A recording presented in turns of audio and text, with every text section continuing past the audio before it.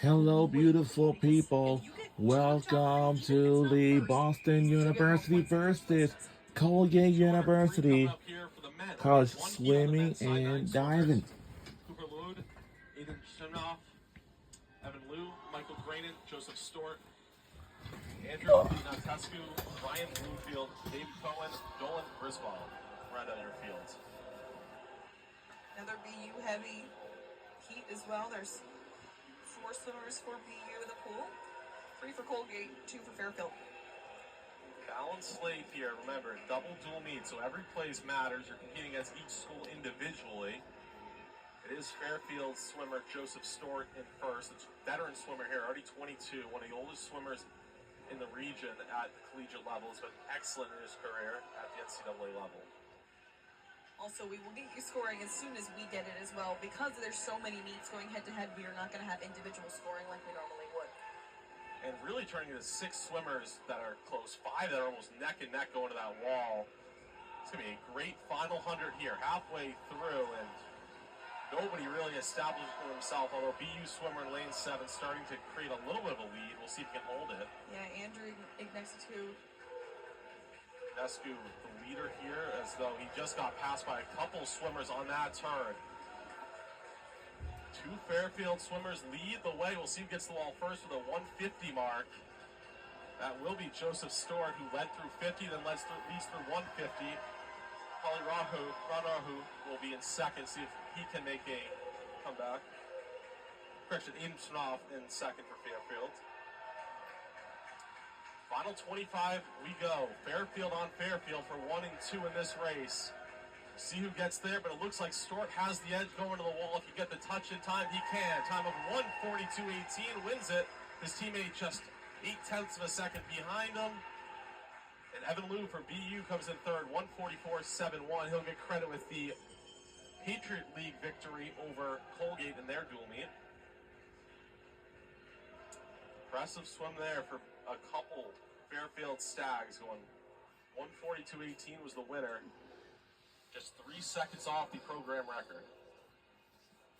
it's always fun when you have that competitive of a race, even when it is the 200-yard especially, because usually you see that tight of a race for a 500 or a 100, but it really depends on the swimmers in the pool for a 200, and it's so fun when they're closer.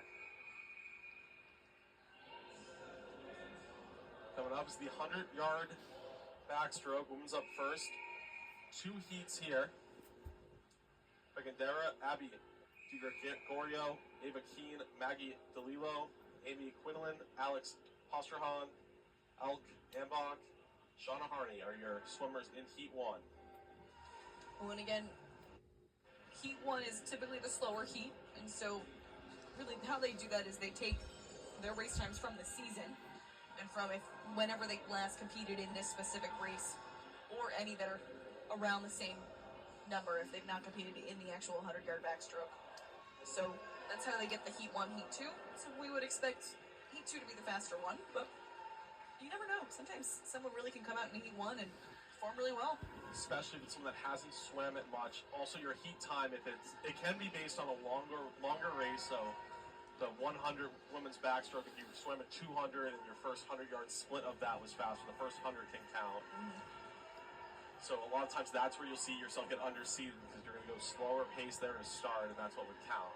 Well, in backstroke too, it's a stroke that you really need to use your legs because your arms are more just guideposts. Of course, you still can try to move as much water as you can with your arms, but it's your legs that move you anywhere. And going to the wall, it will be Fairfield's Abby Di Gregorio who gets the first place finish. Another Fairfield Stag in second there was Amy Quinlan. Great performance for Fairfield, setting himself up well if it's a slower final heat. Third place went to Boston University swimmer. I feel like it's already been updated away. We'll head to the second and final heat of this one. This should be the faster scoring heat. 1 minute and 0.8 of a second. So really need to go sub 1 here if you want to win it. Heather O'Day, Lauren Vitellano, Ella Erickson, Brooke Gerritsen, Ernie Pappas, Abby Han, Olivia Chilgal, Chloe Wukic, Juliana Yelich are your swimmers.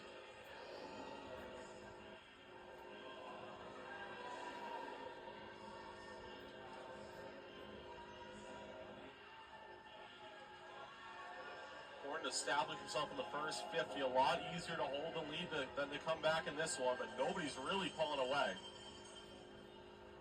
1 and 2 separated by less than half a second. Is a Fairfield on BU battle in the middle of the pool. Yeah, Reed Pappas and Abby Hahn. And Pappas also, by the way, didn't even have the lead until the turn. She just executed her turn so well that she hit the wall first. Impressive swim there in the 100 back. Here we go to the wall. Final 20 yards coming up. See who can get there. Trying to hold on, trying to win it for Fairfield. Will be Pappas, who gets our 58-43. A impressive swim there to win the meet by just under half a second over the Terrier in the lane below. Abby Hand just couldn't close it out and get a win there for BU, but Fairfield have to love to see that swim from one of their veterans. Well, and by the way, so 1, 2, and 3 are all up sub 1, but everyone else was over 1, which means that some of the scores from Heat 1 are actually going to be in 4th and 5th place as well. The Heat 1 winner clocked themselves in 3rd despite not swimming in the faster heat.